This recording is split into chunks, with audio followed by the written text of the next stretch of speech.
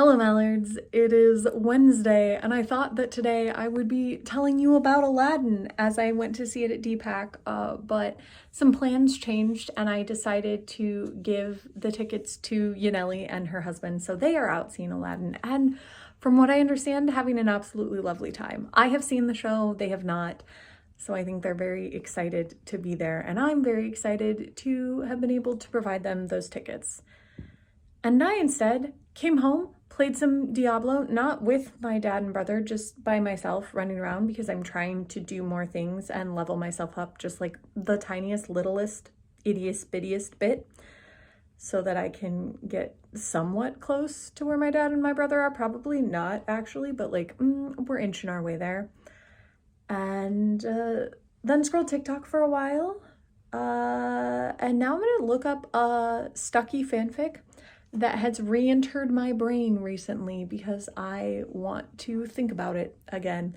So I'm gonna see if I can search it up on AO3 and rot my brain with that for part of the evening. And then tomorrow, I start a road trip to Seattle. We had some previous plans, but we've changed plans. So now instead of like Friends and Meow Wolf, it's gonna be a national parks trip. And I think that is okay. I think it'll still be fun. And I'll do Meow Wolf Grapevine at another time. I think we're going to have a blast. And I'm looking forward to driving my roommates to Seattle because I think it'll be crowded, but a lot of fun. I think we're not leaving super early tomorrow because of how we've shifted plans. So I also will get some sleep. Get to sleep in a little bit, and that would be lovely because my uterus has had a disagreement with the rest of me for longer than I like it to. And I really, really wanted this to be done before we left. And it's been a week already, so it all should be finished, and yet sometimes I don't like my body very much, specifically biological functions like having a period.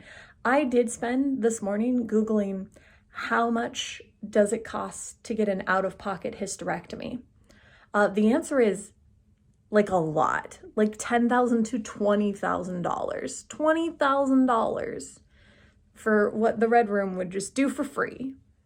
I mean, obviously, there's a lot of trauma involved in becoming a widow, so like I'm not wishing that on people, definitely not. I'm just pointing out that sometimes I wish I had the services offered by a Russian conglomerate that's used entirely to train female assassins. But I don't want the rest of it, so I guess I'll stick with maybe having that money. Or maybe I'll just stick with continuing to use a cup and prayer and dealing with cramps. I don't know. That's where my brain has been at today. So I hope you enjoyed this very frank discussion about the female reproductive cycle and the unfortunate side effects of it. I would love to talk to you more about it in depth. I am not particularly educated, so this would not be an educational. It would mostly just be me complaining about the things about my body that sometimes bother me.